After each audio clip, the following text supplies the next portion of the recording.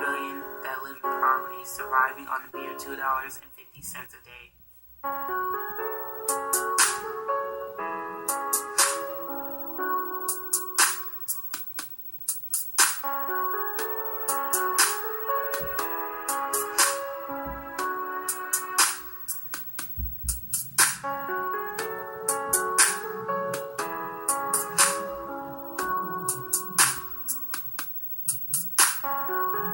The poorest people will have less access to health, education, and other services.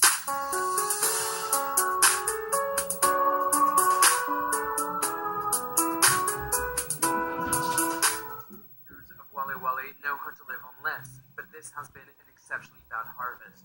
A small herd of goats, 2 bags of dried beans, and a plate of corn is all they have left to eat.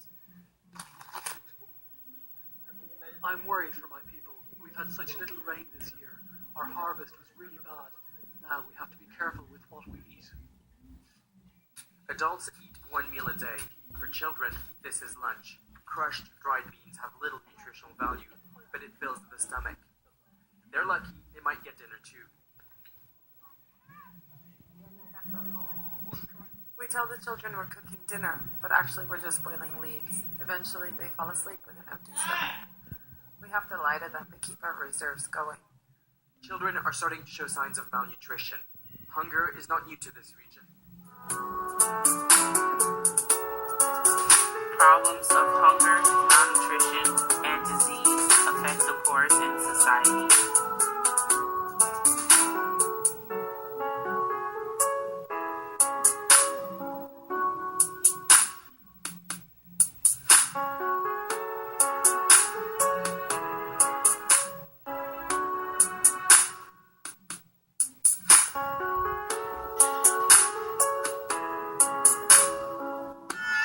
And this is what we came to see, a quiet crisis that humanitarian workers who brought us here say may be the first signs of a catastrophe.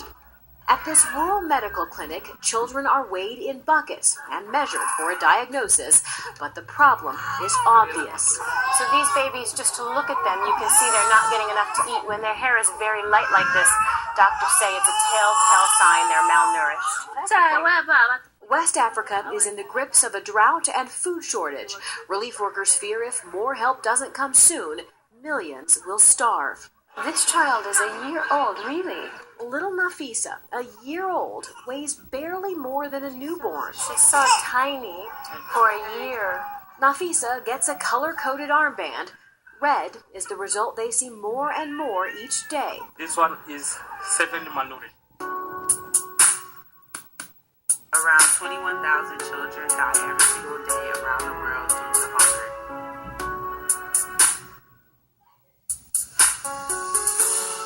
Burundi, a sub-Saharan country of Africa, is the world's hungriest country.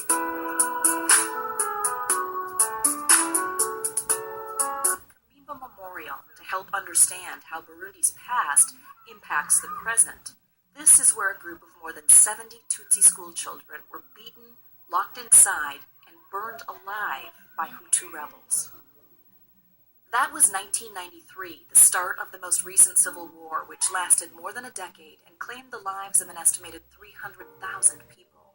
Recovery has been slow. The UN ranks Burundi the third poorest country in the world. 80% live on less than $1 a day. 1 in 10 children dies before the age of 5. 60% suffer from chronic malnutrition. Witnessing the reality of those numbers can be too much for the heart to bear. I was able to receive a few written responses from Jameson Powles, a development associate / grant writer from Feed My Starving Children. He informed me that their organization is one that supplies food assistance to organizations who are working to address the underlying causes of poverty and hunger. He informed me that it's easy to see that poverty leads to hunger. If you don't have money, you can't afford food. It's a bit more difficult to see how hunger leads to poverty. When children are hungry, their bodies and minds don't develop to reach their full potential. Their growth is stunted, they get sick easier, their attention span and ability to learn are limited. In other words, they can't reach their full potential. When children aren't reaching their full potential, their communities suffer and remain in poverty. There are plenty of organizations around the world that work to alleviate not only hunger, but also poverty. Jameson Powell suggested that you volunteer with Feed My Starving Children, donate to organizations that are doing great work, and share stories through social media to encourage others to get more involved.